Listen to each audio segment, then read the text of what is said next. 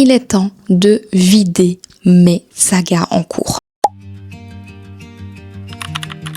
Je commence à en avoir énormément et plus les années passent, plus ça empire, même si j'ai un petit peu diminué mes sagas de l'année 2024 à l'année 2025, il m'en reste quand même énormément puisque j'ai 82 sagas à continuer. J'ai donc décidé de faire un concept que j'ai vu sur la chaîne de We Read Together. Ce concept va clairement m'aider à diminuer normalement les sagas que j'ai en cours. Je vais donc tous les mois faire une vidéo où je lirai une suite de sagas. Par exemple, un tome 2, un tome 3, un tome 4 parce que j'ai commencé la saga. Ensuite, je lirai un livre pour clôturer une saga. Et puis, je lirai un livre pour commencer une saga que j'ai dans ma pile à lire. Donc, ces vidéos, je vide mes sagas seront répétitives tous les mois et il y aura à chaque fois 3 thèmes différents dans chaque vidéo qui seront également répétitifs. J'espère que ce petit concept vous plaira. En tout cas, quand je regarde les vidéos de We Read Together, je trouve que ça fonctionne plutôt bien et donc je me suis dit que je pouvais essayer de le tester cette année pour voir le résultat en fin 2026 et voir si j'ai diminué le nombre de sagas que j'ai en cours.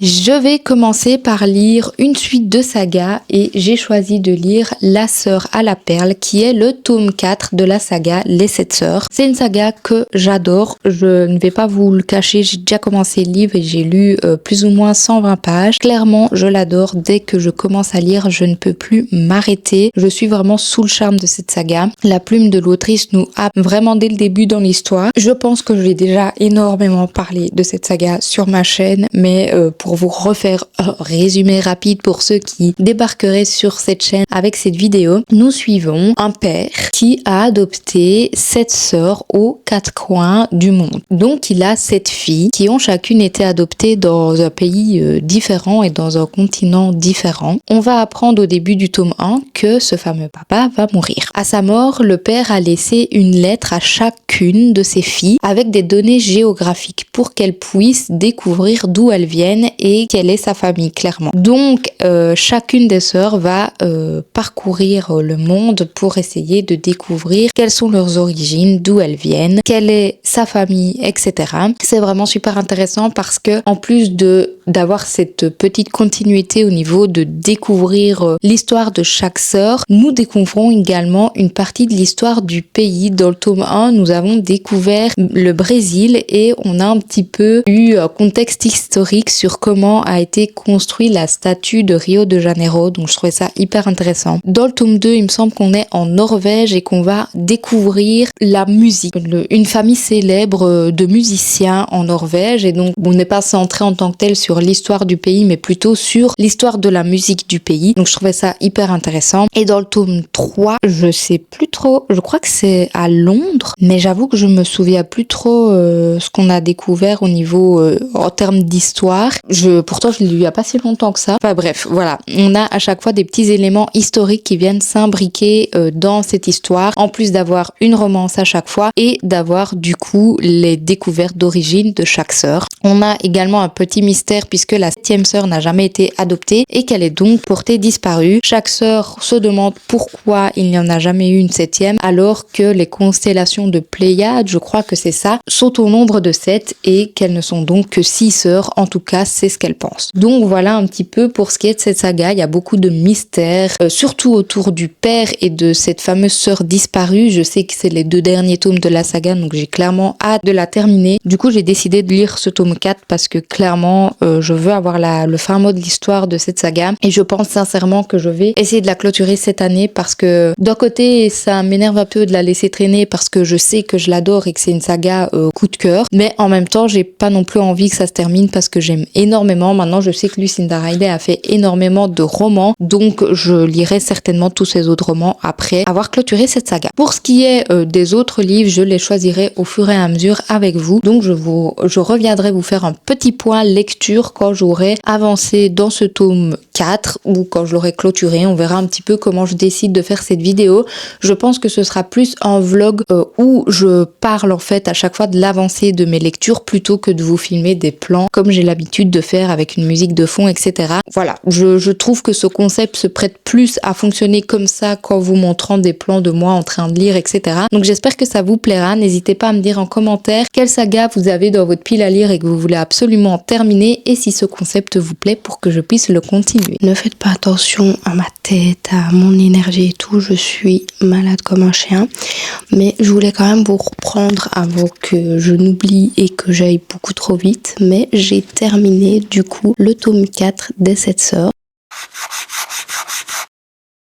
Je vous ai pas repris, j'avoue, avant parce que voilà, avec le travail et tout ça, en fait, je n'ai pas pensé filmer et en plus de ça, j'avançais quand même assez bien. Je lisais un peu plus de 100 pages par jour parce que tout simplement, en fait, c'est une saga que j'adore et je savais qu'en commençant ce roman, en fait, j'allais tout simplement adorer. Donc clairement, c'est un 5 étoiles sur 5. Je suis de nouveau tombée sous le charme de cette lecture, enfin comme à peu près tous les tomes de cette saga pour le moment. Je sais pas encore lequel je préfère à un ou pas. Enfin voilà, je pense que je ferai un petit classement quand j'aurai terminé la saga. Mais donc ici en fait on va suivre Sissi qui part en Thaïlande et puis en Australie pour du coup découvrir qui est sa famille d'origine, etc.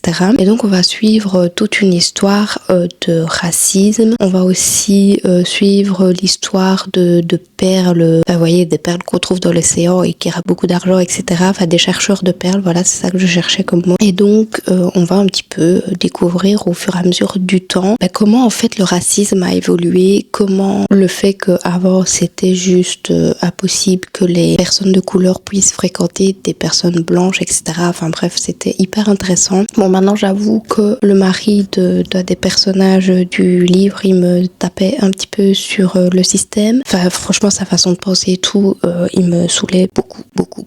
Donc parfois j'avais un peu envie de lui mettre des tartes. C'était quand même très intéressant. J'ai beaucoup apprécié le personnage de Kitty et de Sissi aussi. Du coup, franchement c'était incroyable. C'est une histoire qui change un petit peu des autres parce que du coup on apporte vraiment un sujet qui est hyper fort et franchement c'était grave intéressant. Enfin j'ai adoré. Tout était génial de nouveau, que ce soit le passé ou le présent. Même si au début j'avais du mal à rentrer dans l'histoire du passé, mais comme toujours en fait au fur et à mesure je me suis pris dans le jeu et j'ai adoré découvrir les origines de Sissi. Donc vraiment c'était incroyable. Alors l'histoire du présent est aussi hyper intéressante. Enfin on a plein de petites intrigues par-ci par-là qui sont trop chouettes à suivre. Enfin, franchement c'est une saga que je surkiffe. Je pourrais en parler pendant des heures tellement j'adore. La plume de l'autrice elle est immersive dès le début et on commence à avoir des petits indices aussi sur Pasalt, donc du coup le père adoptif de toutes ces jeunes filles finalement. Donc j'ai trop hâte de découvrir le tome sur son histoire parce que c'est vrai que il est très mystérieux, on sait pas grand chose sur lui. J'ai trop envie de découvrir en fait pourquoi il a adopté des filles de chaque coin du monde, qu'est-ce qui faisait qu'il était aussi riche, etc. Enfin voilà, c'est en fait tout est hyper intéressant dans cette saga, tout donne envie de la continuer et je me suis fixé un objectif en lisant ce roman, c'est de terminer cette saga cette année. Ça y est, là j'en peux plus. Je lis un tome par an depuis 4 ou 5 ans maintenant. La saga elle est sortie depuis 3000 siècles et en fait au final je n'avance pas puisque je lis qu'un tome par an. Donc là je me suis dit ça y est, il faut que je termine cette saga cette année. On n'est que en janvier donc j'ai encore 11 mois en fait pour pouvoir clôturer cette saga. Clairement il faut que je la clôture parce qu'en fait je l'adore et même si c'est vrai que je serai un peu triste quand je l'aurai terminée, au final j'adore trop et donc il faut que j'arrête de laisser traîner cette saga dans ma palle, etc. parce que vraiment elle est incroyable et j'ai envie de découvrir tous les mystères qu'il y a autour de chaque sœur, autour de la sœur disparue, autour du père. Enfin voilà, franchement je peux plus laisser cette saga traîner. Donc clairement il faut que je la termine et du coup c'est mon objectif. Enfin voilà, j'espère clairement que fin d'année je pourrai vous dire que j'ai clôturé cette saga parce que même si je l'adore et même si j'ai un peu envie de laisser durer le plaisir, il faut quand même qu'à un moment donné je la clôture et que je sache le fin mot de l'histoire clairement. Donc j'espère que ce sera pour cette année.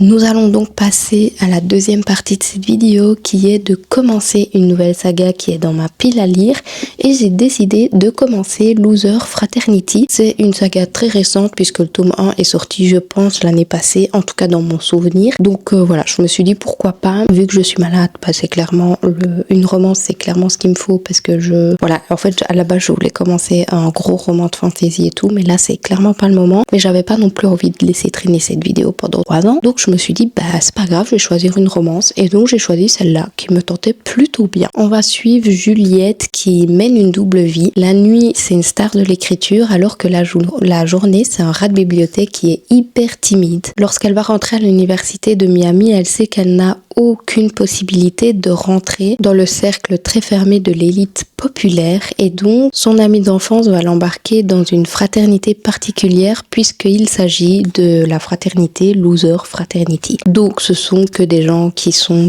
en retrait et qui sont pas populaires, etc. Donc je trouvais ça trop intéressant. Et évidemment dans le tas il y a un beau gosse qui fait partie de cette fraternité mais qui devrait peut-être pas en faire partie. Donc du coup voilà, ça avait l'air trop cool et ça a l'air assez chill comme lecture. Donc je me suis dit que c'était l'idéal pour commencer cette nouvelle saga. Donc voilà, j'espère que j'aimerais et je vous retrouve quand j'ai un petit peu avancé dans ma lecture. J'ai pas mon micro sur moi donc excusez-moi d'avance pour le son, mais j'avais pas envie d'aller le rechercher. J'avais ma caméra à côté de moi donc simplicité je l'avoue.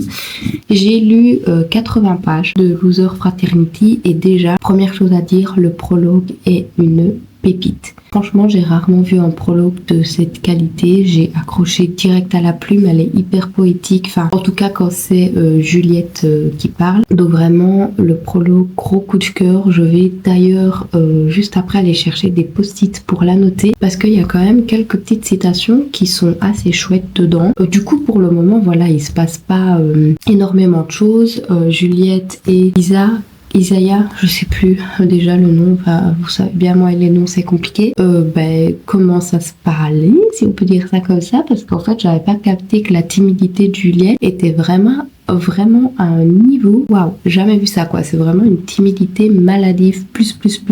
Donc voilà, j'avais pas capté que c'était à ce point là, mais franchement pour moi j'aime plutôt bien. On a à chaque fois un chapitre sur le point de vue de Juliette et un chapitre sur le point de vue d'Isaiah, je vais dire ça alors que je sais même pas si c'est ça son prénom. Donc voilà, c'est assez intéressant pour le moment, je suis plutôt convaincue en tout cas pour ces 100 premières pages, donc je pense que ça va être assez chouette par la suite de continuer. J'ai trop hâte vraiment de lire la suite et je vais clairement aller chercher mes post-it pour pouvoir la noter parce que je m'attendais pas en fait à qu'il y ait de si belles citations dans ce roman, mais je me suis rendu compte juste après que c'est Océane Ganem qui a écrit ce roman. C'est également l'autrice de Bienvenue à Lafayette, mais je l'ai pas lu, il est sur ma Kindle de Mary-Jeanne que j'ai lu et que j'avais plutôt bien aimé. Donc voilà, quand j'ai vu ça j'étais là, mais en fait je connais. Et il y a également L'art du trompe-l'œil que j'ai dans ma palle, donc en fait j'avais pas du tout capté que c'était elle qui l'avait écrit, enfin clairement j'ai pas fait gaffe, donc voilà, ça m'étonne pas trop finalement de bien aimer. Bref, je vous retrouve quand j'aurai avancé beaucoup plus dans ma lecture pour vous en donner un petit peu plus de détails.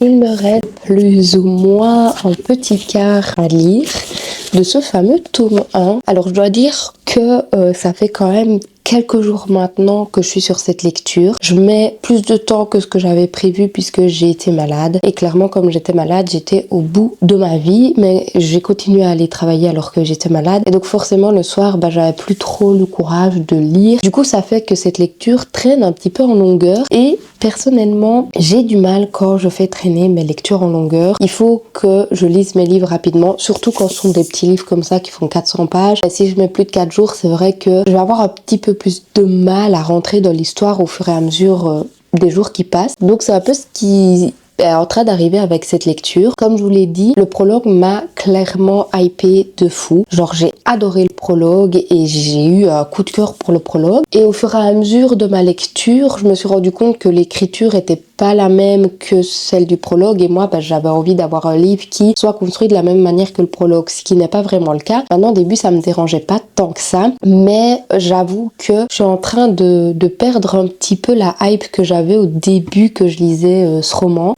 parce que déjà on est sur une romance qui se passe très vite. Donc si vous me suivez depuis un moment, je pense que vous l'aurez compris, je préfère clairement les romans, désolé mon nez se bouge, je préfère clairement les romances slow burn.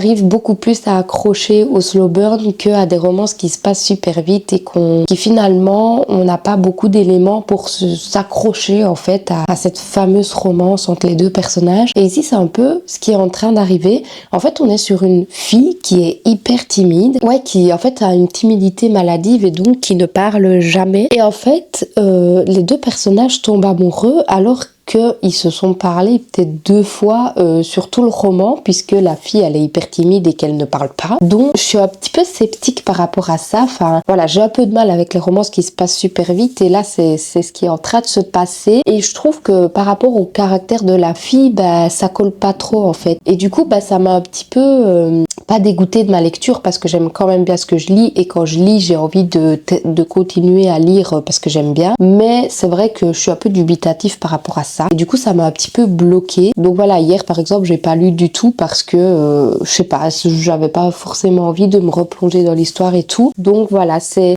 principalement cet élément-là de l'histoire qui fait que j'ai un peu plus de mal à rentrer dedans. Maintenant, j'aime beaucoup le fait que ce soit une fraternité où il y a que des personnalités très différentes et différentes des personnalités populaires dans un lycée et tout. Donc franchement, je trouve ça très chouette et ce que j'aime beaucoup, c'est que on apprend à connaître les personnages secondaires qui sont super importants, je trouve personnellement, dans l'histoire. Voilà, même si on n'apprend pas à les connaître en détail, on a quand même des petits moments où en fait on s'attache à eux et personnellement, je suis un peu plus attachée aux personnages secondaires qu'à nos 2 protagonistes principaux finalement. Donc voilà, on n'en a pas appris beaucoup sur la vie de Isaiah et pourtant il me reste qu'un quart de roman, donc ça je trouve ça dommage aussi qu'on n'apprenne pas à le connaître petit à petit. Je suppose qu'on va avoir les révélations d'un coup. Il y a plusieurs éléments qui font que finalement je suis dubitative face à la lecture et que je ne l'aime pas autant que ce que j'aurais pensé. Maintenant j'aime vraiment bien le concept, je trouve ça super original.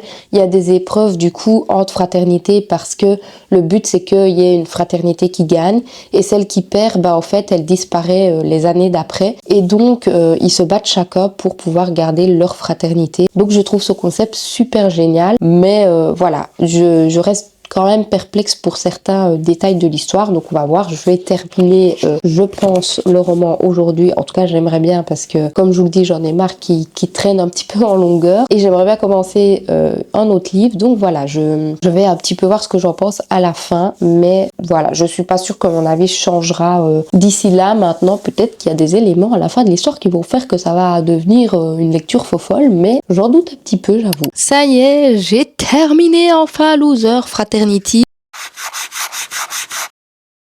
Et comme je vous le disais, je reste dubitative par rapport à ma lecture. En fait déjà, on apprend à connaître l'histoire de Isaiah.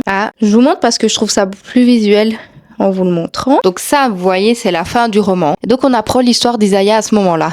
Donc ça veut dire qu'on a dû lire tout ça avant de savoir ce qui s'est passé dans sa vie.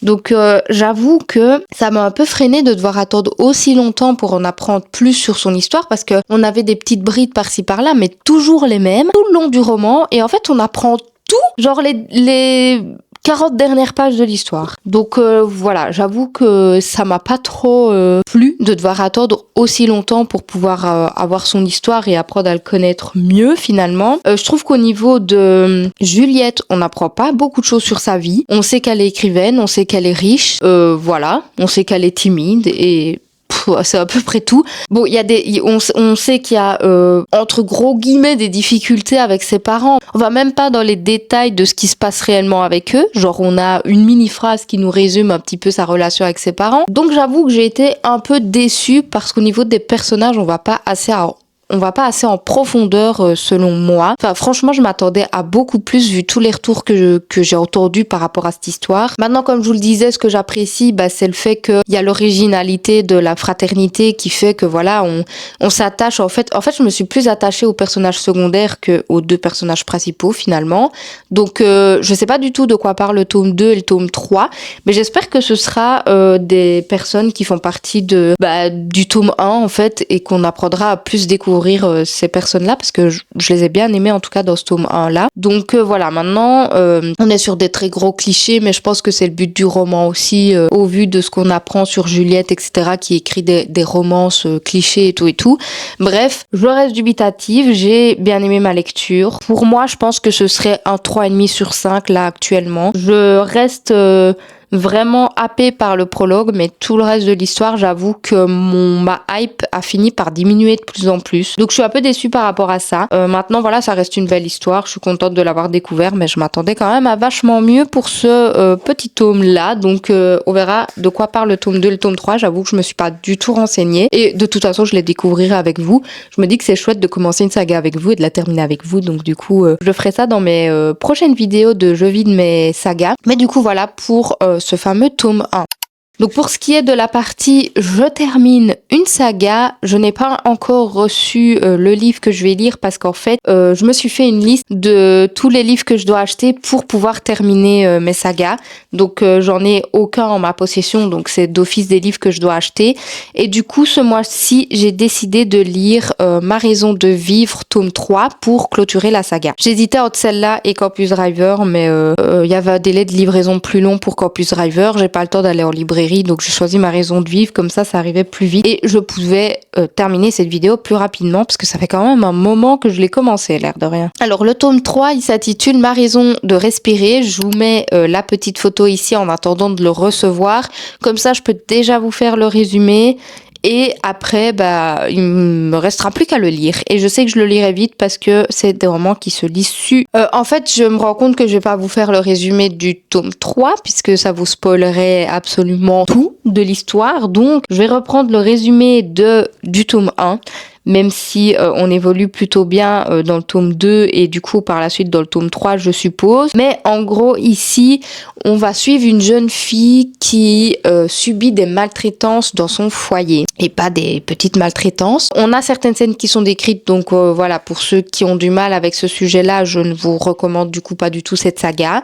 Et en fait elle n'habite plus avec sa mère, elle n'a jamais connu son père, elle habite avec son oncle et c'est la femme de son oncle en fait qui la bat clairement. Et en fait, on va suivre un petit peu tout ce qui se passe chez elle, mais aussi tout ce qui se passe à l'école et avec ses amis. C'est une fille qui est très réservée, qui n'a pas beaucoup d'amis, mais les amis qu'elle a, ils sont hyper proches d'elle, ils la soutiennent beaucoup. Elle a une meilleure amie qui sait ce qui se passe chez elle et qui l'aide, qui l'invite à venir dormir chez elle et tout ça quand elle sait que c'est compliqué chez elle. Et elle va rencontrer Ethan, du coup, pour qui elle va ressentir des sentiments. C'est à peu près nouveau pour elle, même si elle a déjà connu des histoires avant, mais elle va se rendre compte qu'Ethan c'est différent, qu'elle ressent beaucoup de choses pour lui, mais elle lui cache en fait tout ce qui se passe chez elle. Et du coup, on va suivre un petit peu ses relations amicales, ses relations amoureuses, ses relations familiales, etc. C'est une personne qui est très torturée. En fait, on va suivre la vie d'une adolescente, tout simplement. Et donc, c'était très poignant comme premier tome. Le deuxième, je l'ai un peu moins apprécié parce que je trouvais que c'était la même trame que le tome 1. Finalement, on retombe un petit peu dans les mêmes travers que le tome 1 et donc j'avais beaucoup moins accroché au tome 2. Donc ici, j'en attends beaucoup du tome 3 parce que c'est le dernier tome et j'espère, je croise les doigts, que ça sera pas la même chose que le tome 1 et que le tome 2. Donc on verra un petit peu. Mais ça reste quand même une saga que j'apprécie plutôt bien. Donc on verra ce que ça donne. Bon, il est temps que je vous fasse un petit topo puisqu'il me reste 200 pages de Ma raison de respirer. Du coup, c'est le tome 3 de Ma raison de vivre, comme je vous l'avais dit. Alors, je reste dubitative par rapport à ma lecture. Donc, je vous disais que le tome 2, j'avais été un peu déçue parce que on rejouait plus ou moins les mêmes choses que dans le tome 1. En tout cas, j'avais l'impression que c'était la même trame et qu'on était dans le même cercle que ce qu'on a connu dans le tome 1. Et ici, je vous avoue que dans le tome 3, j'ai un petit peu cette impression-là aussi. Maintenant, j'apprécie un peu plus parce que du coup, Emma est plus indépendante dans ce tome 3. Enfin, on va dire qu'il y a un contexte qui est totalement différent que dans le premier et le deuxième tome. Donc, je trouve ça plutôt chouette parce qu'on voit l'évolution de la vie de Emma. Maintenant, je trouve qu'on reste quand même fortement sur la même trame que le premier et le deuxième tome. Et donc, j'avoue que parfois, je souffle un peu parce que j'en ai en fait, oui, j'en ai un petit peu marre de relire des choses qu'on a déjà vécu dans le tome 1 et dans le tome 2. Moi, j'ai l'impression qu'Emma, elle évolue pas énormément. En tout cas, c'est l'impression que j'ai ici en lisant les 300, presque 400 premières pages de ce roman. Donc à ce niveau-là, je suis un petit peu déçue. Maintenant, on a des nouveaux personnages qui rentrent en jeu, donc je trouvais ça trop chouette. Ça ajoute une nouvelle dynamique au roman qui est du coup un petit peu plus attractif, je dirais, que le tome 2. Donc franchement, à ce niveau-là, je trouve que c'est assez chouette. Maintenant, j'avoue que faire encore un roman de 560 pages sur des choses qui ressemblent, entre guillemets, au tome 1 et le tome 2, voilà, je sais pas trop. Bon, les sujets principaux restent plus ou moins les mêmes, je trouve, dans le tome 1, le tome 2, le tome 3. Comme je vous le dis, on suit une même trame. Et donc finalement, bah voilà, on n'aborde pas forcément des nouvelles choses. Même si dans l'intrigue, on apprend de nouvelles choses, je trouve que dans la trame principale, on reste sur les mêmes sujets et sur les mêmes réactions au niveau de Emma, etc. Donc voilà. À ce niveau-là, je suis un petit peu déçue. Maintenant, voilà, il me reste 200 pages, donc je vais un petit peu voir comment se clôture ce roman et voir si ça pourrait me faire changer d'avis au niveau de ce que je pense de la saga. En fait, le tome 1, ça a été clairement, je dirais pas un coup de cœur, mais une très très très belle lecture. La fin était juste incroyable et le tome 2 m'a vraiment déçue en fait par rapport au tome 1. Et ici, j'ai un peu le même sentiment, même si j'avoue que je préfère quand même le tome 3, je pense, au tome 2, parce que il y a un nouveau contexte qui est beaucoup plus intéressant, je trouve, et donc voilà, j'accroche un petit peu plus, mais je reste un petit peu sceptique. Donc je vous dis quoi quand je l'aurai terminé, j'espère le terminer maximum demain, de toute façon il le faut, sinon je ne sortirai jamais cette vidéo, je pense. Donc voilà, je vais un petit peu me dépêcher, mais c'est vrai quand même, il y a quand même un point fort à cette saga, c'est que quand je me plonge dans l'histoire, je lis des pages et des pages et des pages et des pages sans m'arrêter. C'est d'ailleurs très problématique parce que du coup, je vais dormir tard. Et je suis crevée le lendemain parce que je ne peux plus m'arrêter de lire quand je le commence. Donc ça, c'est quand même un point positif parce que même si je souffre parfois à certains chapitres, même si je suis saoulée par certaines choses, etc., l'autrice arrive quand même à me tenir en haleine et à faire en sorte que je continue ma lecture et que je sois plongée à 100% dedans. Donc ça, c'est quand même un très gros point fort au niveau de l'autrice. Donc à ce niveau-là, je suis assez contente. Je vous tiens au courant dès que j'ai terminé cette lecture. Ça y est, j'ai bien terminé mon livre hier soir. Franchement, ça reste pas une lecture non plus qui est incroyable. Je pense que de cette saga, je retiendrai surtout le tome 1. Au final, on a une évolution de la part de Emma, mais de nouveau seulement sur les 150-200 dernières pages, alors que le roman fait quand même presque 600 pages. Donc je trouve que c'est très long avant qu'on ait une évolution de sa part. On a dû passer par le tome 1, le tome 2 et les 3/4 du roman du tome 3 pour avoir une évolution de la part de Emma. Donc franchement, je trouve quand même que c'est vachement long. Pour une saga, en fait, je sais pas, moi j'ai besoin de dynamisme, j'ai besoin de changement, j'ai besoin d'évolution pour pouvoir m'accrocher réellement à l'histoire. Et j'avoue, la fin du roman, je l'ai passé un peu en vitesse. Enfin, je l'ai lu à travers les lignes, si je peux dire comme ça, parce que franchement, j'en avais marre d'attendre une évolution. Et quand on a une évolution, ça se fait pas assez crescendo. J'ai l'impression que tout change du jour au lendemain, alors que je sais pas, j'ai été quand même vraiment sceptique par rapport à ce tome 3. Maintenant, j'ai bien aimé parce qu'il y a quand même une vibes fort été dans le roman. Donc, ils vont à la plage, ils font du surf et tout. Donc, ce côté-là, je l'ai adoré. J'ai adoré le côté universitaire. Enfin, franchement, il y avait plein de chouettes choses. J'ai adoré le groupe d'amis que Emma se fait quand elle a ses colocataires, etc. Mais pour le fin fond de l'histoire, je trouve quand même que c'était très long et je m'attendais entre guillemets à mieux parce que voilà, on a dû lire 2 tomes avant et donc moi je m'attendais vraiment à un changement dès le départ dans ce roman-là alors que pas du tout. Donc voilà, j'avoue que je suis sceptique. Ça reste une bonne saga, ça reste des sujets importants qui sont abordés, ça se lit assez vite, mais le tome 2 et le tome 3, c'est un peu comme Adopted Love, je suis moins fan. Donc je retiendrai clairement le tome 1 de cette saga. J'espère que cette petite vidéo vous a plu. J'essaierai de faire ce concept tous les mois pour pouvoir avancer un maximum dans mes sagas. En tout cas, moi je trouve que ça fonctionne bien parce que ça me motive, j'ai un but derrière. Donc c'est vraiment trop chouette. Je vous dis à la prochaine dans une autre vidéo. Bye!